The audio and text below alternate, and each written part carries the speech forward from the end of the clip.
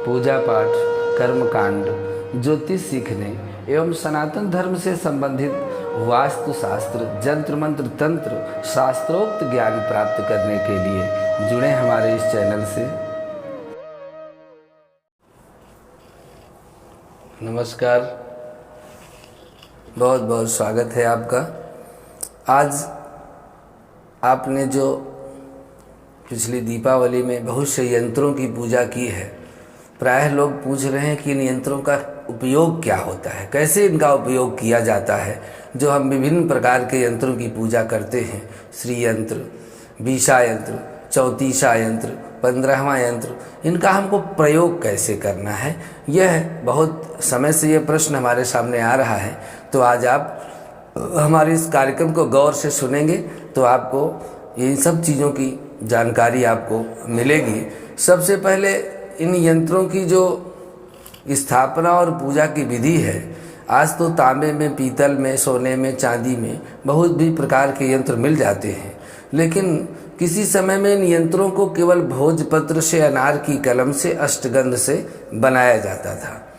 तो धन वृद्धि के लिए यह यंत्र अत्यंत उपयोगी होते थे और इन यंत्रों को बांध करके भुजाओं में बड़ी बड़ी लड़ाइयाँ, बड़े बड़े व्यापार और बड़े बड़े संघर्ष में व्यक्ति विजय प्राप्त करते थे।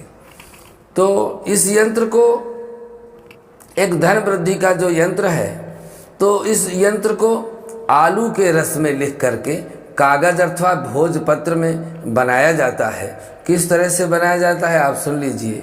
ओम लंग संग पंग दंग बंग नंग नमः मंत्र से अभिमंत्रित करके धूप दीप दिखा करके पूजा स्थल पर सुरक्षित रख करके ये दीपावली में बनाए जाते हैं और नित्य सुबह शाम धूप दीप एकादशी तक दिखाते हैं।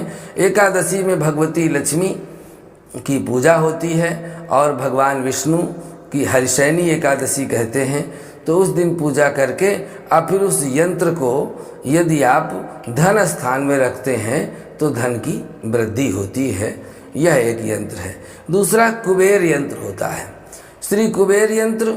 इस यंत्र को शुद्ध घी में सिंदूर मिला करके बनाया जाता है। प्रायः आपने दुकानों में, प्रतिष्ठानों में देखा होगा, पीला सिंदूर और घी से यह यंत्र बने रहते हैं। यह व्यापार स्थल में दीवार पर भी बना सकते हैं, धन स्थान पर रखने वाली जगह में भी लिख सकते हैं और रोजाना धूप दीप वहीं पर दीवार में दिखा सकते हैं या भोजपत्र में भी बना सकते हैं। यह व्यापार की और धन की वृद्धि करते हैं। भोजपत्र पर लिखकर दाईं भुजा में धारण करने से आयु की वृद्धि होती है और पुरुषार्थ की वृद्धि होती है। यह कुबेर यंत्र का प्रभाव है। धन प्राप्ति में इस यंत्र में शुक्ल पक्ष के प्रथम गुरुवार को केसर की स्याही से भोजपत्र पर प्रतिदिन 125 की संख्या में लिखा जाता है। 40 दिनों में 5000 हो जाएंगे। 41वें दिन एक यंत्र को छोड़कर जो अंतिम दिन का बनाया हुआ यंत्र है, शेष बहते जल में सारे यंत्रों को प्रवाहित कर दिया जाता है। यह एक यंत्र चांदी के ताबीज में भरकर धूप दीप दिखाकर गले में या दाईं भुजा में धारण किया जाता है। पूरे जीवन आजीवन आश्चर्यजनक रूप से धन प्राप्त होता रहता है और जीवन में कभी धन की कमी नहीं आती। यह इस धन प्राप्ति के यंत्र का विशेष विधान है। स्वास्तिक और बीसा यंत्र आपने देखा होगा, स्वास्तिक बनाना और बीसा यंत्र। तो स्वास्तिक बीसा यंत्र, इस यंत्र को सफ़ेद कागज पर या भोजपत्र पर लाल स्याही से लिखा जाता है और लिख करके घर के पूजा स्थल में, व्यापार स्थल में रख करके पुष्प धूप दीप अर्पित होता है और इस पर ओम ह्रीं श्रीं क्रीं परमेश्वरी स्वाहा इस मंत्र का एक माला नित्य जाप करने से लक्ष्मी जी की प्राप्ति होती है, मनोकामना पूर्ण होती है। यह इस यंत्र का विशेष रूप से प्रभाव दिया गया है। इसके अलावा महालक्ष्मी का जो बीसा यंत्र है, इस यंत्र को सफ़ेद कागज पर केसर से लिखकर तांबे के ताबीज में डाल करके ओम ह्रीं श्रीं नमः, ओम ह्रीं श्रीं नमः मंत्र से मंत्रित करके धूप दीप दिखा करके अपने पास रखने से मनोकामना पूर्ण होती है।